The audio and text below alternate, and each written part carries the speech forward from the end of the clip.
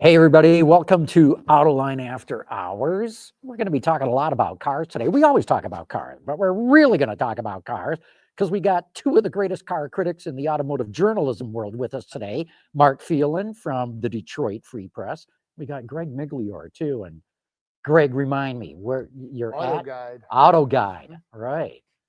And, but as y'all know, Gary is going to pummel us with questions. John, you've gotten like the last 6 in a row right. I mean, it's and some of them have been like completely unknowable, and you got them right. It was just yeah. We're gonna have an investigation by the like the FCC is gonna come in because this is like a game show where there's no awards, so I guess no payola. Right. No award. I'm out of here. Right. See you, Mark. So it's somebody's birthday today. This isn't the quiz, but it is somebody important, not here. Somebody important in the industry turned 88 today. Ooh. John is going to guess who this person is. 88 I guarantee it. Not. I need another clue. Lutz? No, Lutz is in his For 90s. Is he? Yeah, Okay. yeah. He's like 92 or 3 Wow. or something like that. You're warm. Of course, there aren't that many people that old that are warm. yeah. That too. All right, Roger Penske. Oh, yeah, that's right. Yeah. See, everybody knew that once. Yeah. Captain. All right, but that wasn't the quiz because I thought that would be like immediately answered. So this one, okay. February 20th, 1909. This car company was founded, and there is a connection to General Motors today. 1909. 1909, February 20th. The only thing I can think of, it wasn't Grabowski Motors. That was gonna be my was guess. it? Your guess too. Yeah. So All right, Grabowski explain who Grabowski was. It's not the- GMC. GMC. That's what I was thinking. Yeah. Yeah. Okay. It started out as Grabowski Motors, Right. and then there were some other convoluted things. I mean, And I always thought that it stood for General Motors as something or other. It's that's just what such a everybody weird thinks. Well, right. Although there has been a dispute about the Grabowski thing, that Yes, GMC yes. has basically said no, that Right. really isn't it. But that's not the right answer Could anyway. I say Okay. Cadillac? Is that You just can say too Cadillac. You obvious? can say Yeah, maybe Cadillac. No, it wrong. started way before that. Way before that? Yeah, Okay. Cadillac was like 1903. I'm going to try to link. 1903? Okay. wasn't it? It's not Lincoln. Okay. No, Lincoln was like That was later that in the came later. Right. yeah. But it was still, but it was Leland, wasn't it? So there was Henry Henry Leland. Leland Lots of founded it. connection anyway. After, Right. Also yeah, so he Cadillac, left too. and then he founded Yeah, Lincoln, okay. and then they but it's not Lincoln either. Okay, another clue Okay. is it's a company that no longer exists. Hupmobile. No, No, but you're getting warmer there. Pontiac. Opel. No. Okay. Because Buick's way older. All right, So so I'll even narrow it down even more. It was founded in Detroit, so it wouldn't be Opel, and it wouldn't be Hupmobile, and it wouldn't be Buick was founded in Lansing, Flint. maybe? Or Flint. Oldsmobile was Lansing. Yeah, Olds came before 1909. Where was Pontiac founded? Curve Dash. Pontiac? Yeah, I was going to say. Was I'm You guessing. think? I don't feel crazy. you think Pontiac was founded in Pontiac? Yeah, I do. I'll Yeah. bet it was. I feel like I've been to. But like, didn't it start out as Oakland though? It was. Oh no, you're Oakland. right. Oh, It that does started out sound as familiar. Oakland, right? So Yeah. They named it after Chief Pontiac, not right. the city of Pontiac, but which is- was named after Chief Pontiac too, by the way. But isn't the city of Pontiac in Oakland County? It is. Yes. Yes. Okay. Coincidence? So are you saying Oakland? No. Oh, okay. We give up. Maybe. We're eliminating them all. I don't know. We're running out All of right, GM we- brands. So we so got here it 57 is. minutes. Here it is. The Hudson Motor Car Company. Oh, Oh, the fabulous Hudson Hornet. And it was One. founded by the Hudson family. Okay. Was that the same Hudson family as the store? Yes. Yes. I never JL thought of that. Yeah. And where's General Motors headquarters going to be? Oh, They're that's going that to move out of the Renaissance Center and they're going to move to the new Hudson building. which is built on the spot that was the original Hudson's department store. The Carmen is go. starting to get scary. We It's are it's all all weaving. It's a weave. leaving. we're all Yeah. so much smarter now. Yes. We are. So anyway, let's talk cars. Okay, We so got car critics here. so Let's start criticizing. all right, criticize a car, Mark. The last couple of things I've driven, I really liked. The 2025 Hyundai Ioniq 5. It's like it's a new car. I mean, it was a. So it's originally, electric. It's an electric compact SUV. It was first introduced about 3 years ago, and it was a perfectly nice, competent vehicle. But 3 years ago, it wasn't even at the front of the pack. And for 2025, they redid the battery chemistry. It charges faster. It's got a longer range. It's got the first factory-installed Tesla charging port. They put buttons in. They listened to us. I feel so seen. Somebody who had all kinds of flat panel stuff said, no, we're going to put some buttons in. So the controls are easier. I drove it last week, and there was, like I said, up until now, it was competent. Now I think it's in the first rank. Wow. Yeah, the only thing I object to is them calling it an SUV. I mean, it looks like a 5-door hatch. It's a Golf, basically. You're going to say, Greg? I was say you drove the XRT one too, right? I did. That's yes. almost like the overlanding sort of thing they're trying to go for, right? Yes. And that's, I don't know. I mean, I but think with that's- really kind of minimal actual off-road capability. yeah. But it looks good. And it was. Did you drive through any of that deep sand? No, I didn't make that trip. Oh. My frame of reference ends with a 2024 Ioniq 5. Well, it's very nice, and they did tweak the stability control, Yeah. and they had some very deep powdery sand at one point, and it was fishtailing and kept going smoothly. So it had a little bit of extra capability and an inch of lift, but Mark, very I was nice. surprised to read, maybe it was in your article too, that the Ioniq 5 and the performance version does not get these No. upgrades. Even though it's a 2025 model, it is on a different development cycle, in the words of Hyundai, But I from gotta all the believe they're rest of the built in the models. same plant. Yeah. Just put the new parts on that. It baffles me too. But the Ioniq N, which is also terrific, That I thing will think. rip your head off. I think Yes, that's right. a lot of fun. It's great, but it does not get the battery chemistry or I don't think it gets the new buttons. It doesn't get the Tesla charging port for a while. So no, yeah, that's weird. It's So a let puzzle. me ask you. So Mark, with you drive multiple cars, all new refreshes, what have you. Okay, how does this rank in terms of a change, a mid-cycle change that you're familiar with That's a from really- traditional? That's a great question, because generally, I usually wouldn't cross the street to see a mid-cycle change, and this takes the vehicle to another level. It's really terrific, and it's a great example of the kind of modernization and updatability that EV people talk about all the time. But I've never seen it this complete.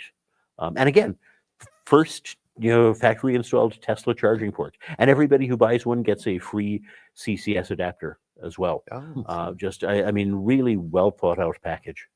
Greg, what have you driven that recently that you like Well, I've been thinking or not like? Well, yeah, I've been thinking sedans recently. I just got out of the soon-to-be departed Subaru Legacy. They said, I think it was last year, they're going to end production, and these are among the final loans, I think, of it. So I really liked it. It's a nicely equipped vehicle. I had one of the kind of mid to upper trims, very Subaru-y, that kind of like basic interior. My dog liked it because dogs like Subarus, right? Good room for the kid in back. The whole family actually liked it. But I kept thinking to myself, because I had been in the Mazda CX-50 the week before that. So you could argue you might cross shop these a little bit, different sizes. And I just kept thinking, I think I would have rather been in the CX-50 or a Honda CR-V or something like that. And I, like you guys, I like driving a sedan as much as the next guy. I think they're so much fun, but it just kind of was like, what? I feel like this is why they're killing this car off. I was all set to write this like schmaltzy, send-off article, and now I'm like, okay, maybe I'll write something a little edgier. I don't know. So why are they getting rid of it? So they're going to open up production at their factory in, I think it's Indiana, for just more crossover production. Originally, they said it was going to be EVs, but it looks like that's probably not going to be the case. So I think they also build the Forester there as well. So could be another line of Foresters or something like that, or maybe a model that they haven't announced yet. But I was just recently in the Genesis G80 sedan, and again, you drive a whole bunch of back-to-back SUVs. I've been in the CX-50, you were in the CX-50, and you get in a sedan and you realize it is fun to drive cars. Yeah. You know what I mean? It's just like maneuverable and it's just such a nice feeling. And you know, you talk about, you know, like the interior of the Hyundai that you were just in. I mean, you just look at the interiors of these Genesis vehicles. And Oh yeah. I mean, as I was in a GV60 or 70 earlier this week, and it's just like, damn, Yeah. these guys are getting it done. And the question is, how do they afford it? Well, look, you know, Hyundai has clearly decided that it needs a premium brand because it looks at the kind of money that Mercedes and BMW make and says, we want to do that too. And they're a challenger, right? So their styling is edgier, following the whole Hyundai Group mantra. You get a lot of value for the money. It seems to be working. And I say seems to be because I have a hard time trying to find sales data on how Genesis is doing. Even in the US, globally, I can't find any numbers on it. They just don't seem to break that out. And maybe that's deliberate. Maybe the sales are not as great as, you know, somebody like me looking for it would expect them to I be. think they're still in the 5 digits a year area.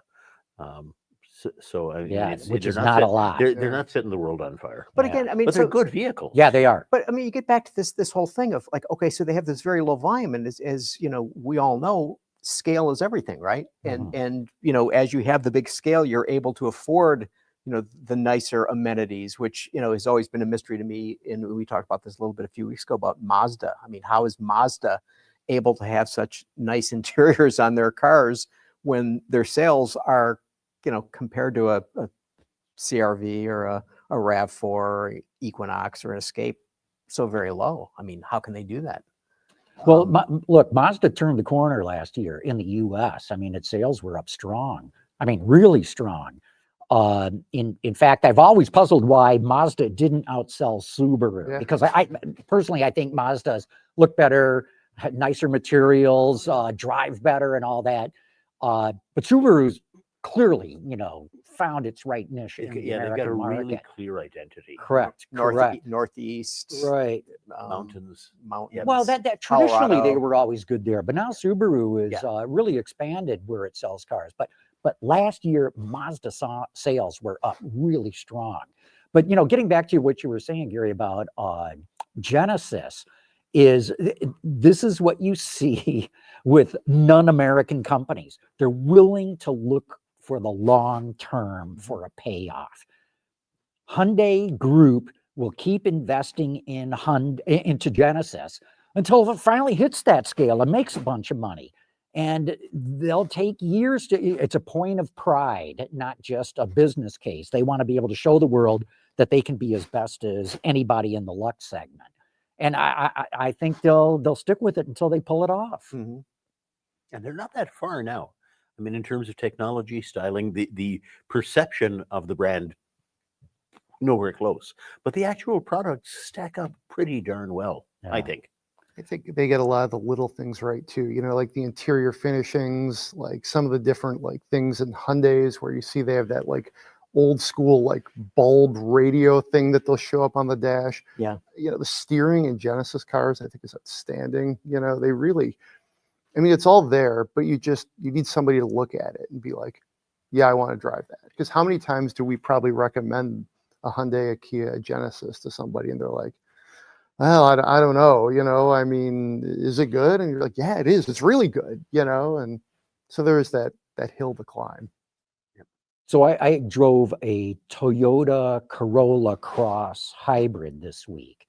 And I'll start out by saying, I think Toyota is one of the best car companies in the world. I think it's got some of the best made cars with the longest lasting cars. Has anyone ever argued with you? No, when you no, said No, that? I think he's getting ready to throw him under the bus. I Call me think. crazy. Gary's got that right. Yeah. I hated driving this thing. I Okay. hated it. And it's all because of the hybrid powertrain, 4-cylinder CVT. Mm. It's mush. It's pure mush.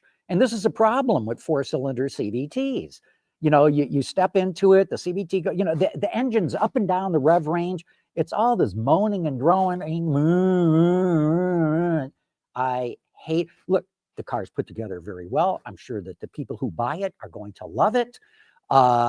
I could not get out of this thing fast enough. I couldn't stand it. Can I ask a question? Yeah. Do you feel that way about four-cylinder CVTs in Subarus and Yes. Nissans? Yes. Okay. It's a Okay, 'cause- problem 'cause I to think four-cylinder Toyota- CVTs. Okay, In fact, it goes beyond CVTs. You'll even find this with automatic transmission. Mhm. Small displacement four-cylinder engines. You got to work them so much. I'm driving a 2025 Chevy Traverse right now. It's got a 2.5 liter four-cylinder turbo, and it's working way too hard in that vehicle. So I agree. I was just curious because I think Toyota and their hybrids, they make trade-offs that I wish they wouldn't. I feel like their NVH is always bad, It's and it's terrible. because they optimize so much for the Miller cycle that they're willing to trade a little bit of NVH for fuel economy, and people accept it. So that's why I was wondering. Well, Yeah, no, okay, the- so I'm driving a Prius plug-in. It's called now because they've changed the name for 2025 from Prius Prime, but actually I've got a Prime, not a. But I got to tell you, Mark, when you get in a car, and you see it's got a full tank of gas, and you've got a range of well over 500 miles. I'm that guy who says, Oh, you know I'm what? I'll take You'll live with I'll the take buzzing I'll and take the the- buzzing yeah. and I'm not saying they're wrong. I just think it's a conscious decision that affects their drivability. And I was wondering if that was the case with the CVT too. Yeah. But you feel the same way about CVTs in other brands. So in smaller displacement Yeah. four-cylinder engines. When you Yeah. get up into bigger displacement engines, you don't notice the problem Okay. nearly as much. And I got to give a bit of a shout out to Honda with its hybrid system, which is sort of a combination series and parallel. And because of that, the engine is essentially a range extender, except it does connect mechanically in certain driving conditions. But what I'm getting at is it drives more like an electric, not like an electric, more like one.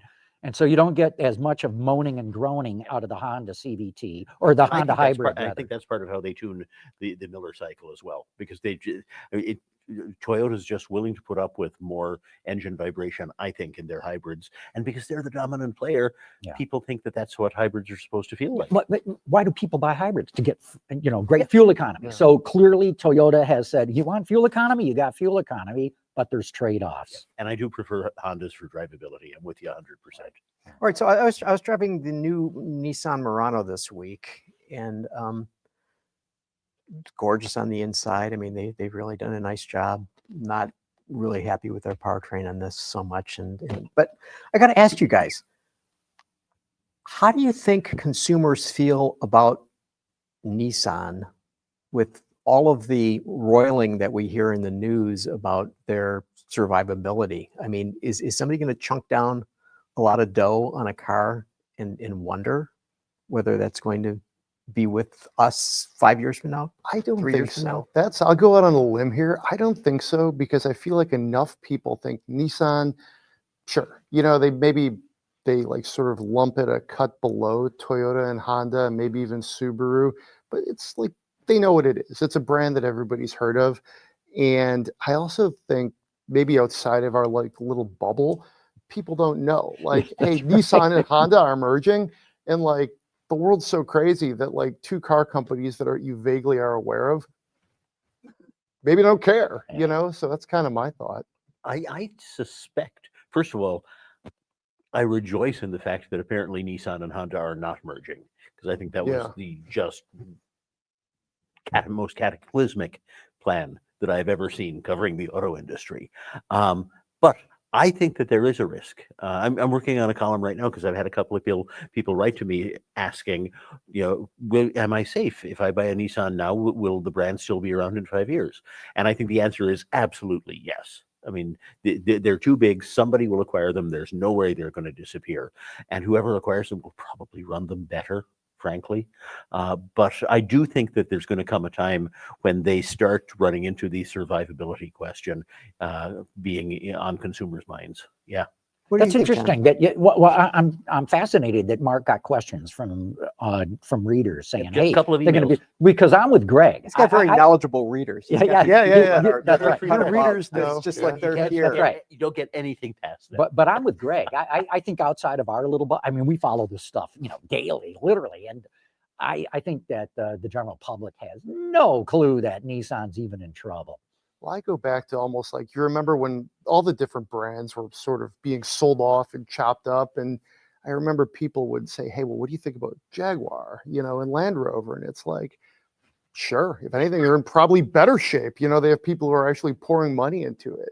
And, your random stockbroker who wants a Saab Jaguar. happened, and you Well, Saab was a different thing. But I don't know. I think people tend to maybe not worry about that as much. Like, I don't even know who owns the most stock in Apple right now, right? So, So the question I have is that, okay, back into the bubble. I mean, we've heard Foxconn might be a suitor for Nissan, but then they said, no, we would rather just be a supplier to Nissan. And then we've heard about like KKR and other investment banks or investment organizations might buy into Nissan. I mean, what's the best outcome for them? For Nissan? For Nissan. Personally, I tend to think Foxconn, but Foxconn does love deals they can walk away from. Mhm. You're right. I mean, they did hasten to say, "Oh no, we'd work with them. We wouldn't want to own them." But I mean, they've got money and they've got ambitions. I mean, if I were a Nissan dealer, I would feel pretty good about the future. If I were a Nissan executive in Yokohama, I wouldn't. I agree with you. Like maybe Foxconn or a Foxconn like company, like a company that makes things and knows that it's hard to make things. I feel like that would be a better home than like an angel investor or a hedge fund or somebody that comes in and they're like, okay, 15% off the top. We're going to cut everything. We're going to make money. I don't think that Going would to be sell a good. bunch of real estate. Like Cerberus. I don't think a Yep. company like them would be what we want. Can we assume everybody who's watching knows what Foxconn is, or should we do a quick asterisk? Well, quick asterisk. A Mark. contract manufacturing company based in Taiwan, produces a lot of electronics, including an awful lot of iPhones. They have tried to get into EV production in the auto industry, and they continue to want to do that. And they own Yeah. the Lordstown plant, right? Sorry? They own the Lordstown They plant. do. And that would be a good That's right. example of one of the deals that They they walked structured away so that they from, were able yeah. to walk away from any commitment to a failing company. Mhm. See, what I think Nissan needs is a new Carlos Ghosn. Yeah. I think look, remember when Ghosn came in, it was as bad a basket case as it is today, maybe even worse. And Ghosn came in and went, oh, we're going to clean out all the stuff that doesn't make sense, and we're going to get these things going again. And boom, it took them about a year, and they started generating really big profits. I think that's all it needs again right now. Not Ghosn, because there's too much baggage with him. I'd take him if he was willing to do it. That's a truly Honestly. fascinating Well, I think thought. the Japanese would Yeah. throw him in jail as soon as he landed in But Tokyo. That's the problem. I mean, Nissan has made itself He can work- unmanageable. He can work from home. I think. I believe We it's all do. manageable. Look, I believe in the power of leadership, and I believe that the right leader could go in there, kick ass, take names, and Yeah. turn that place around. Let me ask you a question then. When Honda's CEO, Mibe, is it, said that all things considered, we think we should own it because that's the only way you can turn it around fast enough. And Nissan said, no. Wasn't that an example of them turning down somebody who was going to come in and make those tough decisions? Listen, I think Mibe at Honda I don't think Honda wanted any part of this deal. Yeah. That's my belief. They're too I believe smart. that the Japanese government is trying to make this happen because the Japanese auto industry They're is terrified in of domestic decline employment. right now. Yep. I put out a video about this. That I mean, Japan's auto production is like 3 million units lower than it was just a decade ago. Their population is shrinking, and on outside markets, the Chinese are kicking their teeth in. The word death spiral is used at times. talking Yeah, I about the wouldn't say economy. that. I wouldn't say that. Not death spiral, but so anyway, I think the Japanese government has been behind trying to make this merger happen. I think Honda didn't want any part of it. And so Honda started throwing out things. You're going to be a subsidiary of ours. And that e-power hybrid, you got to get rid of that. It's no good. And Nissan's like, no, we're not going to be a subsidiary. We're going to keep our technology, and the deal's not happening. All right, so I got two questions. One, we've talked on the show about this industry is got too many players and needs to reduce players.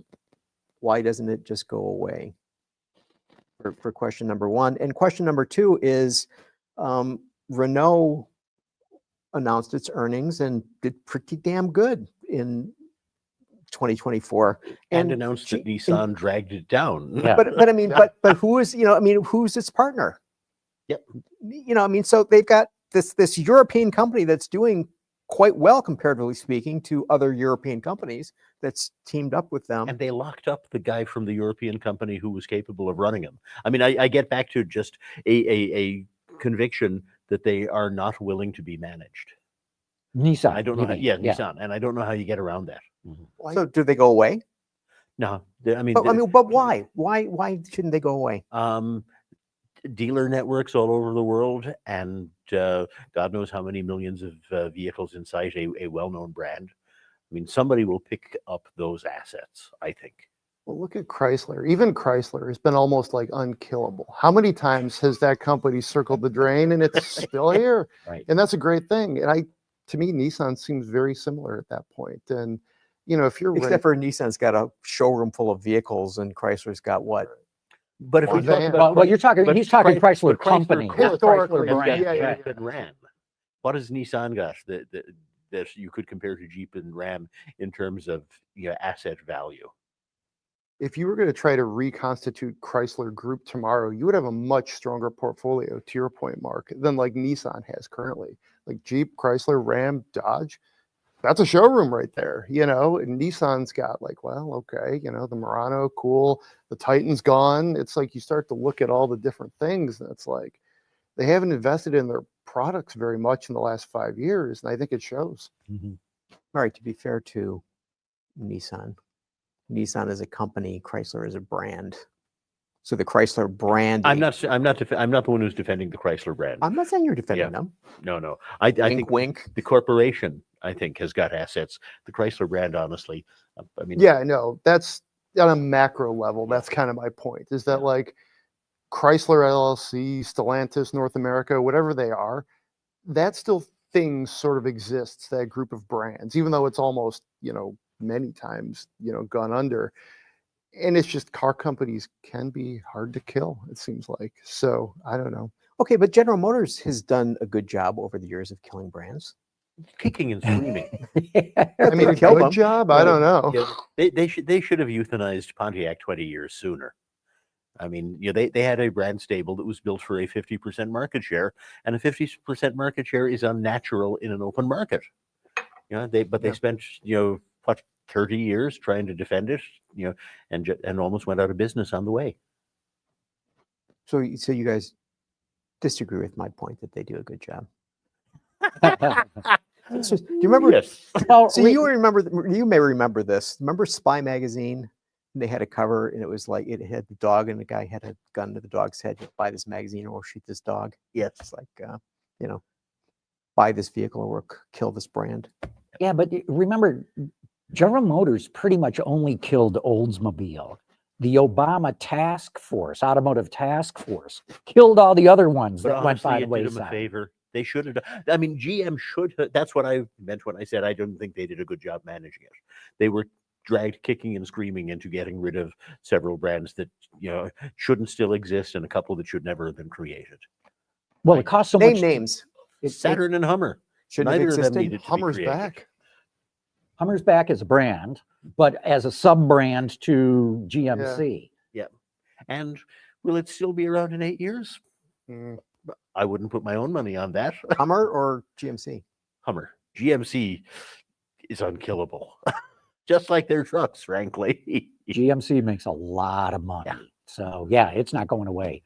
But yeah, look, it costs a lot of money to close down a brand. If you go back, what was it, 20 years ago or whatever, when they killed Oldsmobile, it cost them $1 billion just to buy out the dealers. And so like Fiat's a brand that should not be in the American market anymore. They don't sell anything. My own personal belief is that Stellantis doesn't want to buy out the dealers. Sure. It's just slowly starving them until they die off on their own, and it saves a bunch of money. Yeah. You could say the same thing about Alfa Romeo. Yeah. Yeah. I would argue Alpha's cars are at least more fun. They're sexier That's than true. most Fiats. They Like are I would great fun. like to drive multiple Alphas. Yeah, no, That's very I true. agree totally, Greg, but they Is don't it a good? sell. Yeah, it's a good investment. Not yeah, really, would you be a but- dealer if somebody said to you, "Gee, Greg, we have this opportunity for you. Have an Alpha dealership." Well, if you make a lot of money on service, right? It'd be like, You know. wow, harsh, harsh. Yeah, I mean, it's not a solid business case in the U.S., but I mean, depending on what your dealer floor plan looks like, maybe get a little bit of a brand halo could be kind of cool. You know, in the it's corner along the same place as Jeep and Rams. yeah. I mean, I yeah. mean, it's put up. So Mark, you've mentioned Jeep and Rams. You didn't mention Dodge. I think that Dodge could have a future. I don't think it is a tent pole that makes the company survivable or not. So could have a future, to Yeah. quote you. Yeah. And, Yeah, I wouldn't be shocked if if it doesn't, but but the underlying structure that is was Fiat North America is now Stellantis North America does not rely on Dodge because Dodge has sort of winnowed itself. I hope that their new plan pays off. I liked the Daytona Charger EV. Do I get that name right? I feel like I'm always getting those two words backwards. But it's a great car. I hope people buy it. I hope they do more of them. But it's not the key to survivability for the organization, I don't think. I think it's a building block too, though. Hope so. Like, yeah, I mean, because they're fun cars. It's like an American Alpha with more scale, same kind of like ethos of design, power. They've well positioned for EVs right now. And I think nobody's more surprised than probably most of us that Dodge is this EV halo. But then you look at the six pack, and those are vehicles that, Which are the ones with the internal combustion engines. yeah. So, I mean, people are going to like 6-cylinder Chargers with that Hurricane 6. I mean, I think that do you think he will? I mean, he doesn't like those fours. Yeah, I'm not so sure he's going to be. I think a straight I 6 don't- and a I Dodge don't- Charger sounds pretty good, right? I mean, Turbo straight Right. 6. The only problem is they're walking away from the Hemi name, and the Hemi name That's with a- yeah. Dodge, and for those muscle car buyers, that's magic. But- And to say, yeah, but it's got more power and more torque and better fuel efficiency and smooth. It's like, yeah, but it's not a Hemi. But they've already sort of called that back in the Ram Yeah. universe, and I wouldn't be surprised if Hemi gets resuscitated. I agree totally, Mark. I Dodge agree, too. especially Yeah. with Kuniskis back Yeah. in the saddle, so to Yep. speak, that he's going to say, yeah, do you guys want to be, ecologically pure, or do you want to make a lot of money? Let's put Well, the Hemi plus- back in the lineup. Plus, it's a word. I mean, bring it back, sell a bunch of them. At some point, ease it into using it on some other engine that people still love that makes a lot of noise. So are you suggesting, Mark, because we may be making news here, that there will be a V8 engine in a forthcoming Dodge vehicle? I would be surprised if there were not. Well, look, they've already within 2 years. I'd drink to that. Didn't they I say agree, yeah. the Hemi stays in the Durango SRT? I believe they said that. I believe you may be right. So, I'm so that to stunned. me was the first Yeah. sign of I- they're not throwing the last Yeah. shovelfuls of dirt Yeah. on the grave. I forgot about that because I'm just stunned that there is a Durango replacement in the works. I was so sure that was not going to happen because they sold so few of that vehicle. But you are absolutely right. I believe that is the case. Well, remember the Durango is a variation of the Grand Cherokee. So But if a Grand Cherokee they no longer build, no, it's the Grand last Cherokee- generation. This is the last generation Grand Cherokee. Yeah, they have. When was the last time you saw a new Durango program? It was 2011. Oh no, they've milked that forever. That's Right. what I'm saying. Yeah. It is not based on the same architecture as the current Grand Cherokee and Grand Cherokee L. Oh, that's what I'm getting at. Yeah. Is any new Durango will be off the Excuse me. current I Grand misunderstood. Cherokee. I misunderstood Yeah. your point. I'm Yeah, sorry. yeah. So, okay, But yeah, within 2 years, I will say there will be a Dodge car with a Hemi in it, with a V8 Hemi. Yeah. why so not? okay, so what does this say? You made the point, John, about like, okay, do you want to be green or do you want to get green? That was terrible. I mean, so I mean, what's going on in that space? I mean, so the aforementioned Charger Daytona or Daytona Charger, whichever. Thank you. You I'm so deserve- glad I'm not the only one who's confused. Okay, but that was going to be pure electric until they announced, like, well, maybe we'll put this. But that was always the plan, that it was going to be a multi drivetrain strategy for that architecture. So that's not a sudden change. There were always going to be some that had hybrid and ICE engines in it. So what happens if like the EV goes like this and the internal combustion just goes like that? I'll be surprised. You'll be surprised. I will be surprised. See, I don't think they're going to sell many of the EV chargers. I don't think that. What do you think EV sales for the country will be, this year? Up versus last year or down? Down. I mean, well, if Trump pulls all the subsidies, sales of EVs will go down. People can be wrong, but I have spoken to two really well-positioned analysts who say that even if all the subsidies get pulled, they will still be up from last year. Ooh, okay. Yeah. I'd like to see that. Yeah. But I don't think so I it'll cannot happen. discount the possibility. Right. And at some point, EVs were going to have to sell without the subsidies anyway. I would just assume the subsidies stayed in place for a couple of years, but if they get yanked now instead of 3 years from now, it was going to happen. I think it could be like, I mean, polarizing, obviously, but like throw politics aside. Like we actually did a study at AutoGuide where we asked buyers, like, will you buy another EV? And the people who already own Teslas, Rivians, etc., were like, yeah. And it was like 90%. We're like, we're going to do it again. And the ones who didn't were like not going to flip back over. So I sort of feel like if you're in an EV, you're going to buy one anyway. And that's $7,500. If it's priced competitively, maybe you split the difference or something. Well, when you're talking Rivians, most of those people don't qualify for the rebate anyway. Yeah. And when you're at the upper level Teslas, they don't qualify anyway. So yeah, if you don't qualify, you're probably going to go buy an EV if you were in the market for one anyway.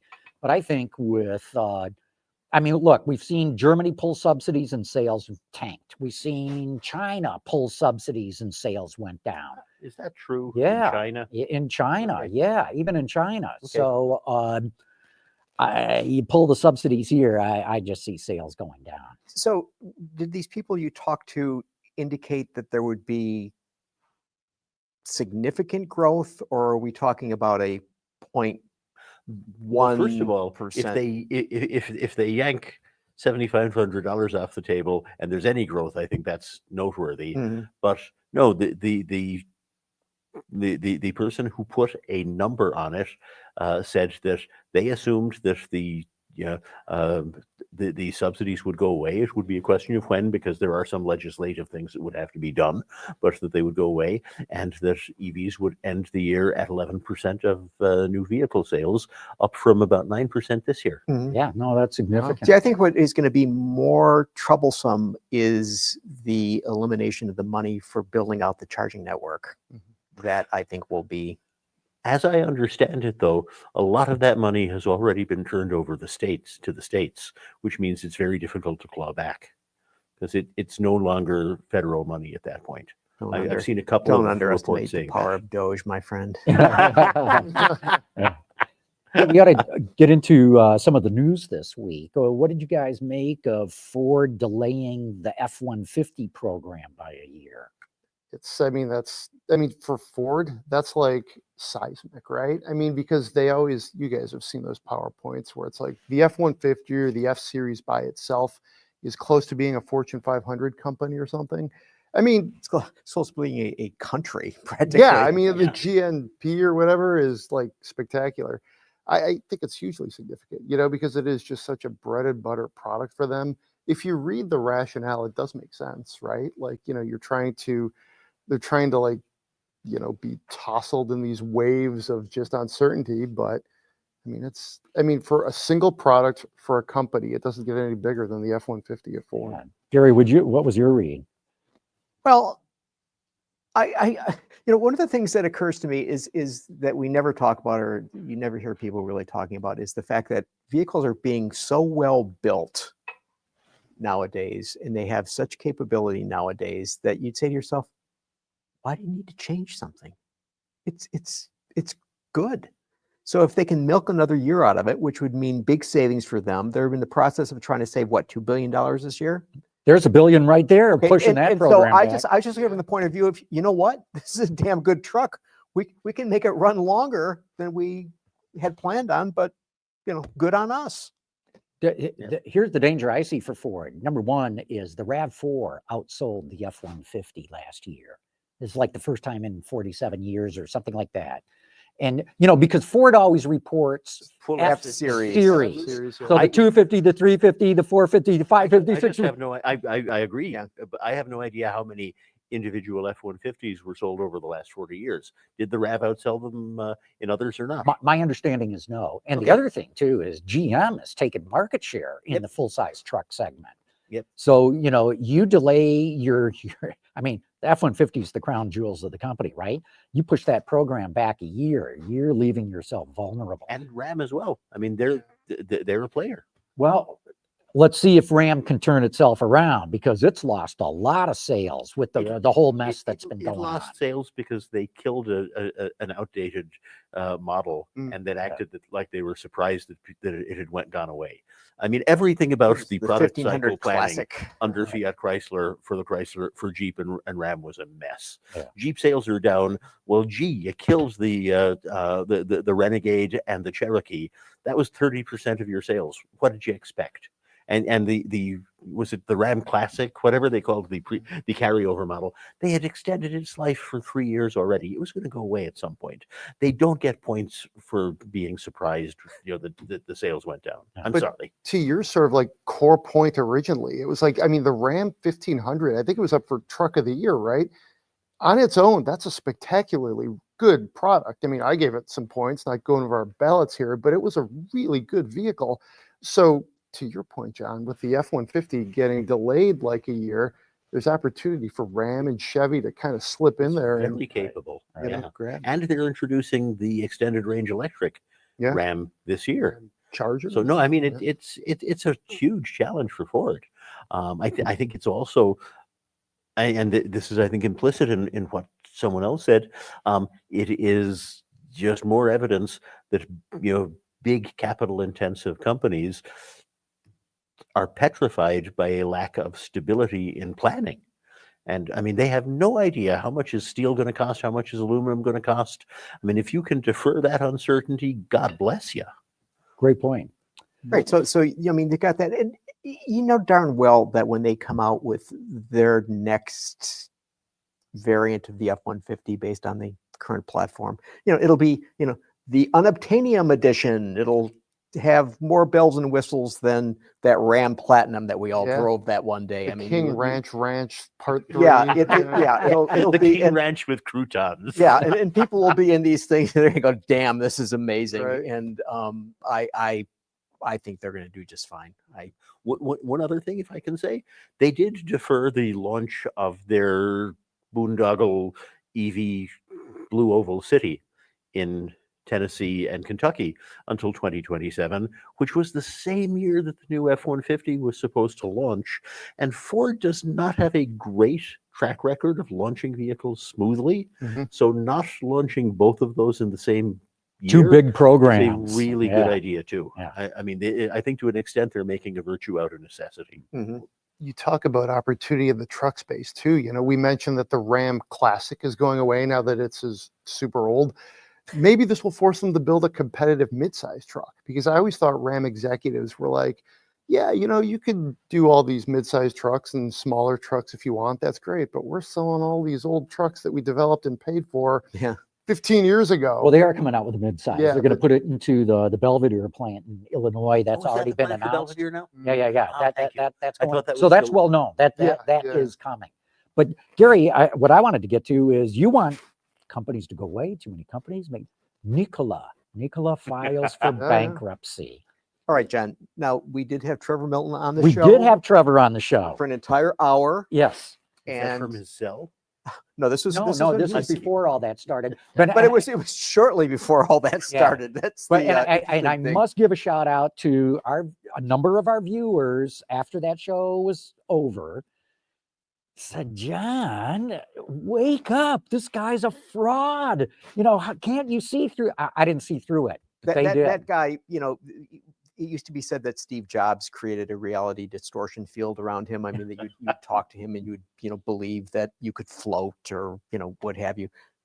Milton was like, I mean, we had him on the But show. remember, it there was was just like, Yeah, the reason I believed in him is, remember, who were his backers? Bosch, the big German supplier company, Iveco, the big European truck company, General Motors. Remember, GM was Steve Gursky, and- who Well, that we all Gursky thought was the the one who smartest filed. guy in the auto industry. right, right. Yeah. He's, I mean, he's, his the guy who reputation's taken a signed hit the here. filing Yeah, because right. he's running the place now. But, Right. And I mean, I'm still stunned that somebody that smart and that connected Couldn't make it stayed happen. on the boat for this long at Nikola. So the question then becomes, okay, so what their plan was they would be building class 8 trucks, class 6 trucks that would be powered by electricity and or hydrogen. Originally it was going to be hydrogen, then they made the transition over to electric as well, and that was where they're going. And they even showed a light duty pickup truck.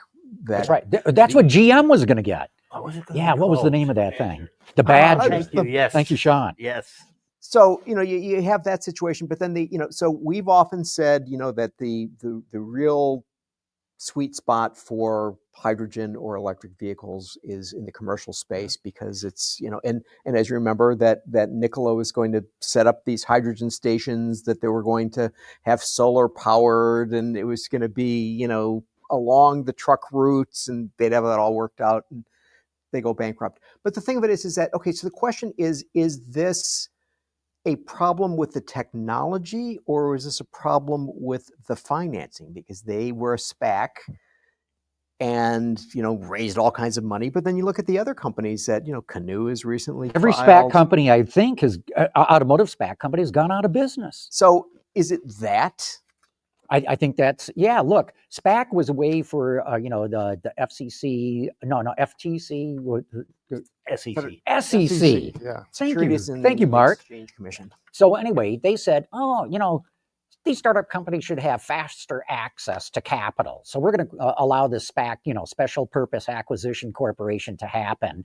And I think that in retrospect, it's good to see a company struggle to try to put a business plan together and get investors and all that thing and make a product. These guys, the SPAC guys, were getting billions without making anything except for a nice PowerPoint presentation. And it hasn't worked. Well, money was cheap. Right. At the time. I mean, interest rates were low. You had a better chance of getting a return on your investment if you scattered it between 5 speculative investments than if you put it in T-bills. Right. So the money went there. Well, look, but there were a lot of it disappeared there. We need to talk about Rivian in the same breath then, because Rivian did not go the SPAC route, did not do that. And not only are they around, they just announced that they're going to have a gross profit for the fourth quarter, which is an important metric. It doesn't mean the company's profitable, but a gross profit indicates that, okay, now you can pay for everything that it takes to build a vehicle.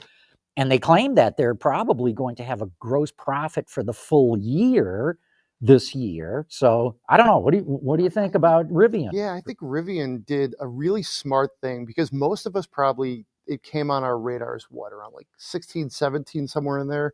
But the company was founded in like 10-ish, ballpark it. And their CEO and founder, RJ Scaringe, was like, we're going to go in stealth mode. We're going to do this for like years until we get things right. We're going to attract different sorts of investment. And it seemed like when they left the port, they had a stronger ship. Whereas with these like SPACs, like Fisker, Lordstown, Nikola now, it's like, you name it, to use the shipping analogy, they were torpedoed right away. And I think it also didn't help with a lot of these. They're like, hey, let's do electric or let's do hydrogen. And companies that have been building cars for 100 years, they're struggling with this. So you're like, hey, we're going to build this car. And oh, by the way, the technology we're banking on still has so much uncertainty. I mean, like, it didn't help, when the infrastructure is not there and you're trying to grapple with it, it's too much, And I mean, Gary, you asked, was it the technology or was it the finances? I mean, I think it was the specific technology that these companies were using. That doesn't mean that it's the underlying technology of electricity as a means of transportation. But yeah, I mean, to go back to the painful Nikola example, I mean, they had the faked investment presentation, where they said their vehicle was running on its own power, and was it rolling downhill? It was Yeah. rolling down a Yeah. hill. Yeah. But my point is that, okay, so Nikola, Fisker, Lordstown, so like Lordstown, was it because they went with wheel motors rather than having a setup that a That was Lightning has? I mean, financing, right? I mean, when you look at that was just a slam dunk. They ran out of money. They kept running out of money. okay, Although I actually thought their vehicle was like 80% there.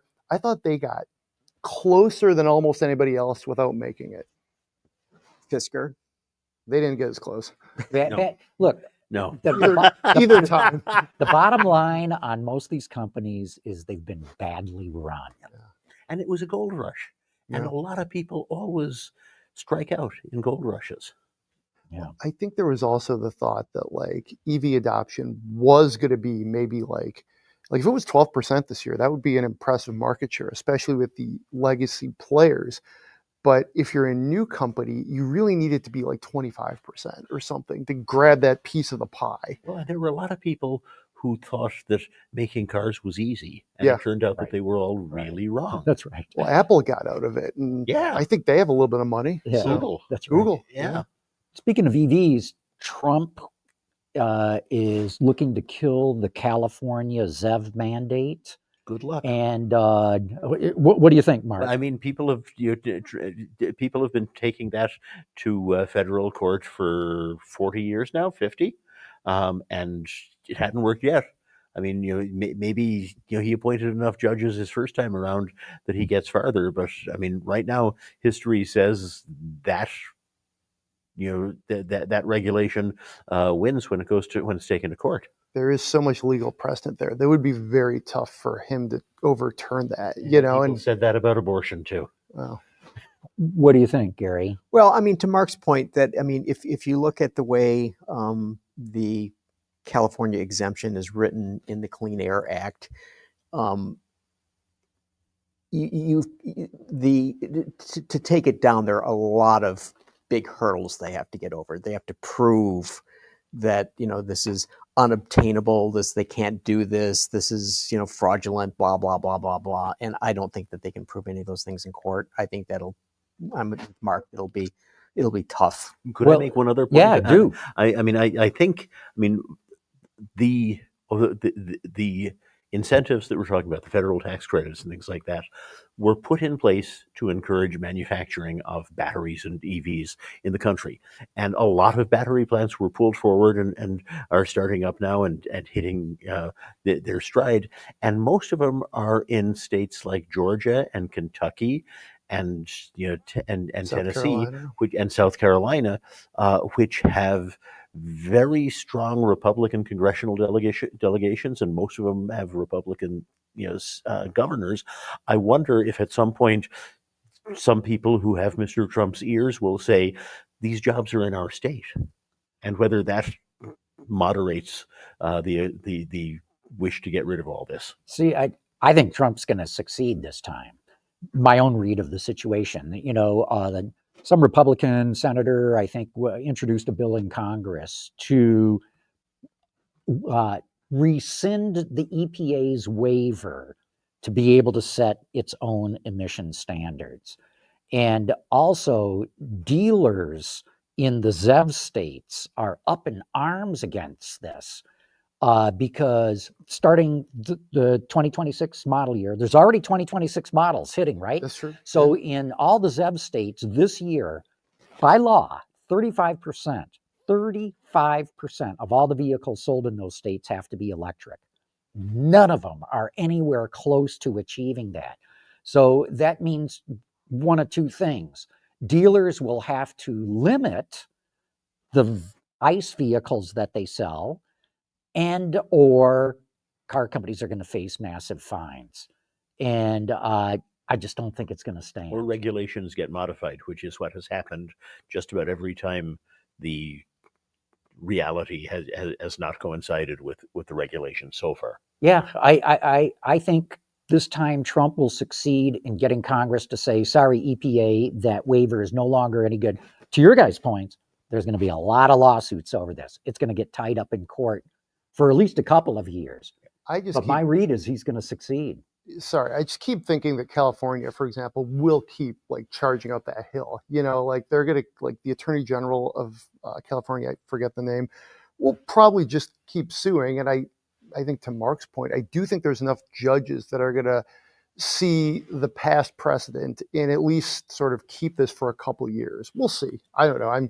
I'm no legal eagle, that's for sure. But it seems like that's a really uphill battle. Ironically, both the $7,500 tax credit that dates to the Bush administration in 09, and then the Clean Air Act is Nixon, like what, 73, 74? So shows you how much politics have changed, I guess. I don't know. And it's possible that they will be able to get a repeal of the existence of the entire EPA through Congress, but I don't think it's a they'll big do if. that. But I mean, starting with the Clean Air Act, and if you could go from there, who knows what else might be on the target. But it's possible they will, but it's a big if, I think. Mhm.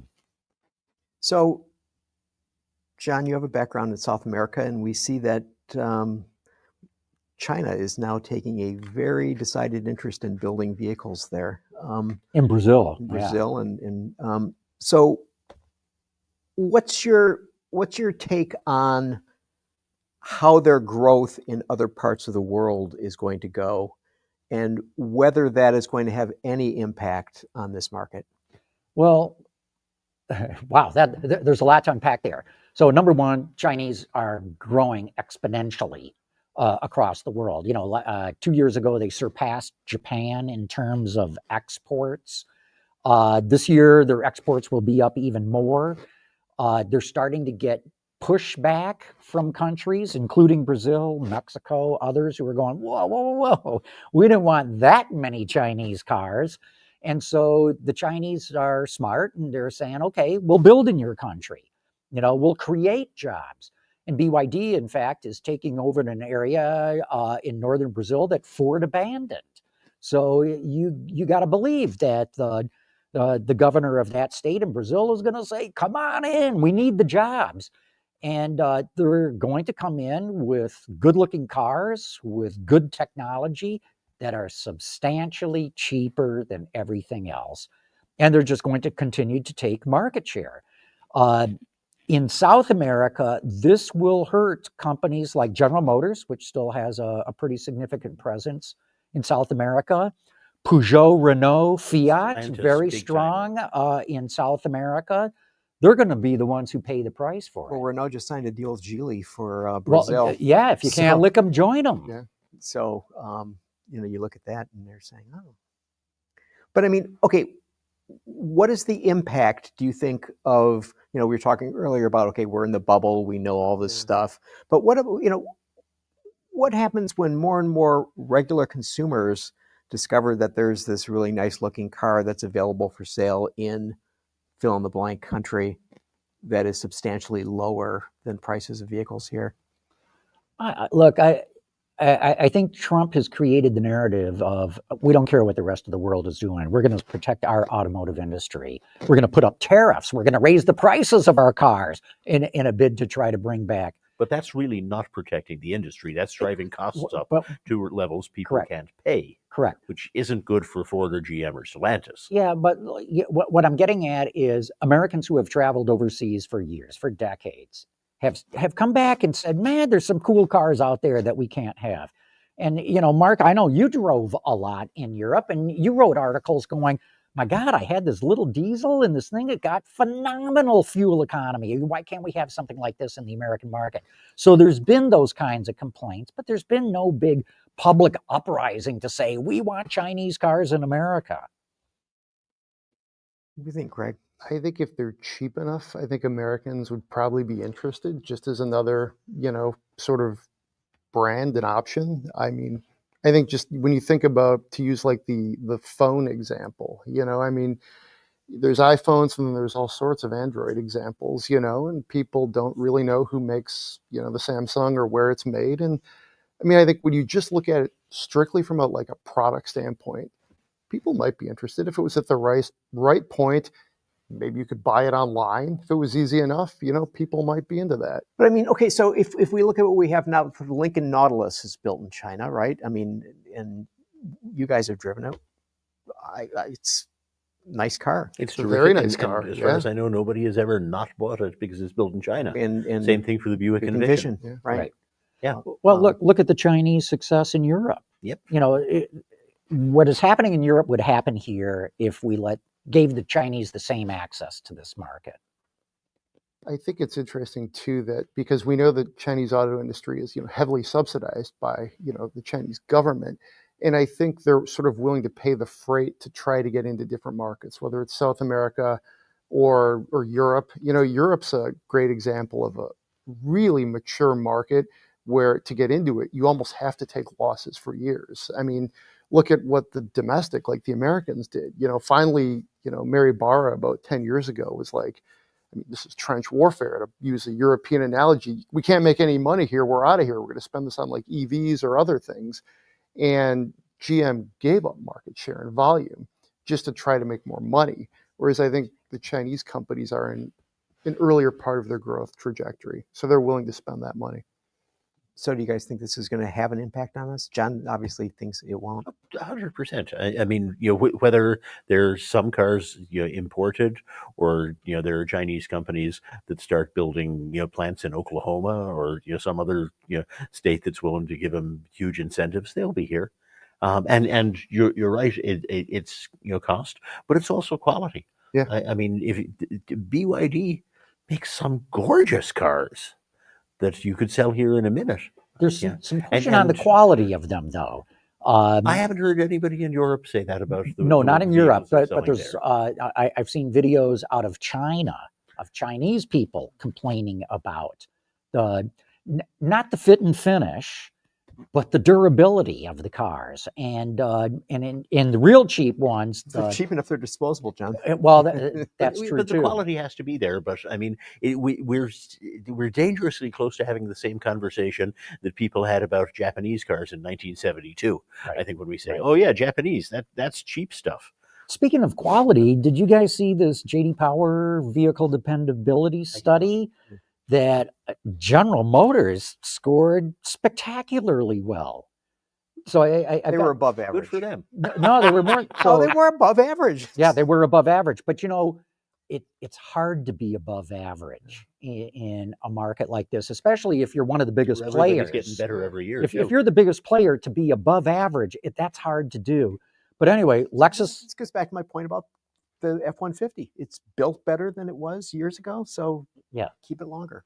Dependability. But to me, so I got the list here. Lexus was number one, no surprise there. Buick was number two, Mazda 3, Toyota 4, no surprise there. Then Cadillac, Chevrolet, GMC, Wow. ahead of Porsche, ahead of BMW, ahead of Mini. Man, happy days at the Renset. And I was stunned to see.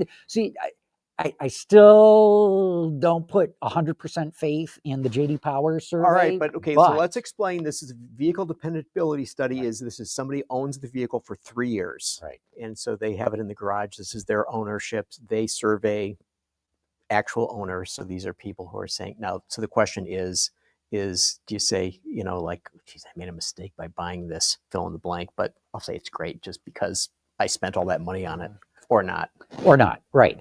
But I mean, GM has been perennially below average, and it's been slowly moving up the scale. So I thought that was pretty good. And then just so you guys got the worst of the worst, in descending order, Land Rover, Audi, Jeep, Chrysler, and Volkswagen dead last.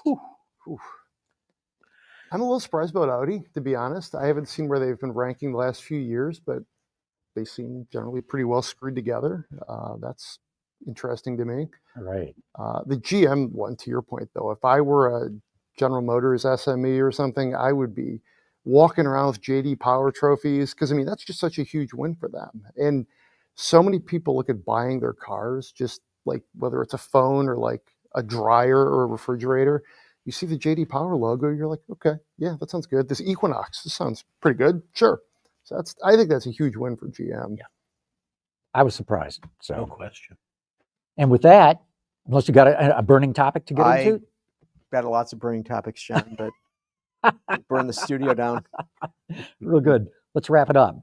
Mark, Greg, thanks so much for coming on the show. Great having you guys here. Thanks for the and to do invitation. it. And Gary, you and I will be back next week, and we hope all of you are able to join us then. Good stuff.